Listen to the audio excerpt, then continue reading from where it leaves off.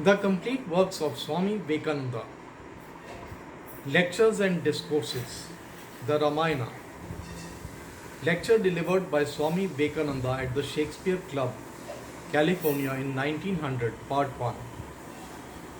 There are two great epics in the Sanskrit language, which are very ancient. Of course, there are hundreds of other epic poems.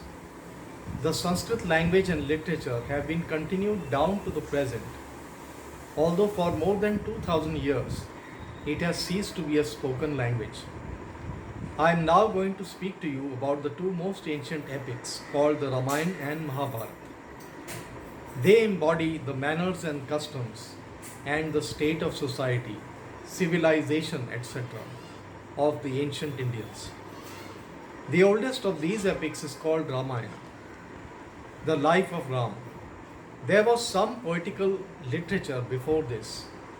Most of the Vedas, the sacred books of the Hindus, are written in a sort of myth.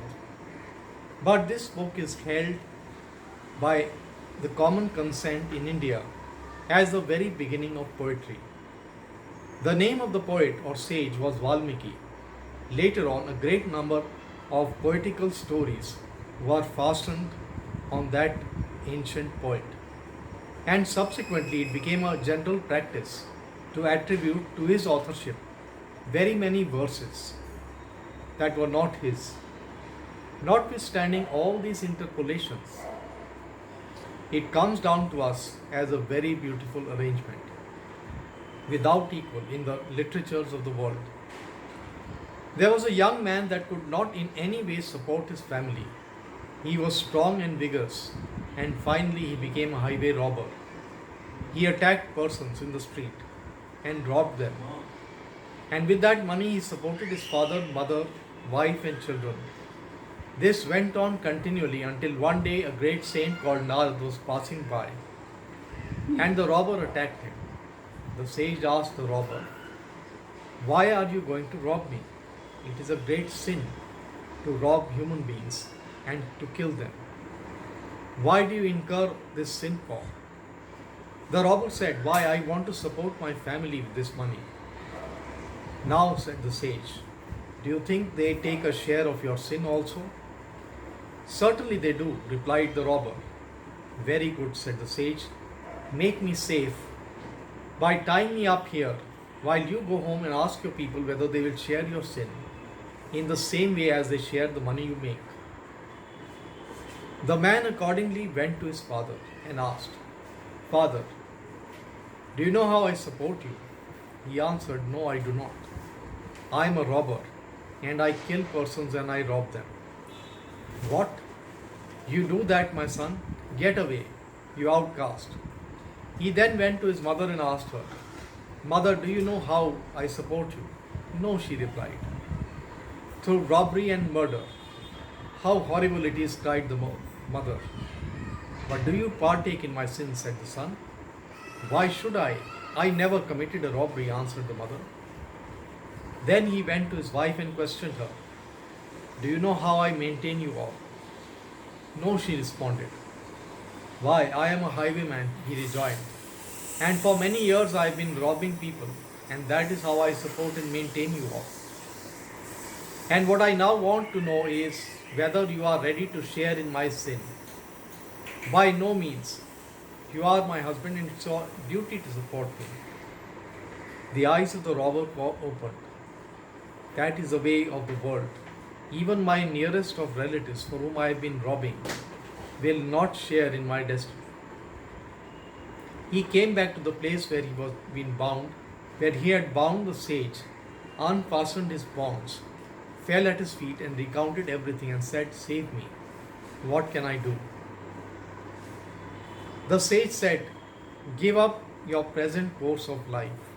You see that none of your family really loves you. So give up all these delusions. They will share your prosperity. But the moment you have nothing, they will desert you. There is none who will share in your evil, but they will all share in your good. Therefore worship Him alone who stands by us, whether we are doing good or evil. he never leaves us. For love never drags down, knows no barter, no selfishness. Then the sage taught him how to worship.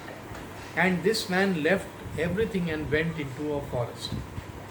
There he went on praying and meditating until he forgot himself so entirely that the ants came and built ant hills around him, and he was still quite unconscious of it.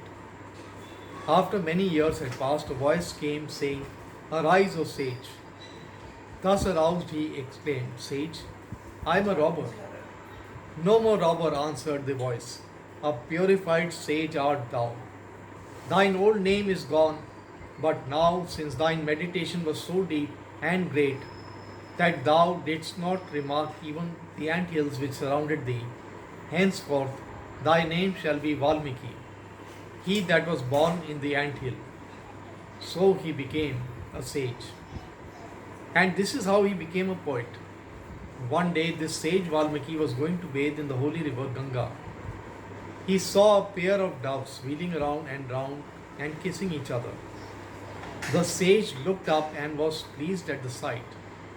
But in a second, an arrow whisked past him and killed the male dove. As the dove fell down on the ground, the female dove went on whirling round and round the dead body of its companion in grief. In a moment, the poet became miserable, and looking around, he saw the hunter. "Thou art a wretch," he cried, "without the smallest of mercy. Thy slaying hand would not even stop for love. What is this? What am I saying?" the poet thought to himself. "I have never spoken in this sort of way before." But then a voice came, "Be not afraid. This is poetry that is coming out of your mouth. Write the life of Rama in poetic language for the benefit of the world." And that is how the poem first began. The first verse sprang out of pits from the mouth of Valmiki, the first poet. And it was after that that he wrote the beautiful Ramayana, the life of Rama. There was an ancient Indian town called Ayodhya, which still exists in modern times. The province in which it is still located is called Audh, and most of you have noticed it in the map of India. That was the ancient Ayodhya. There in the ancient times reigned a king called Dashrath. He had 3 queens but had not any children of them. And like good Hindus, the king and the queens went on pilgrimages, fasting and praying that they might have children. And in good time, 4 sons were born. The eldest of them was Rama.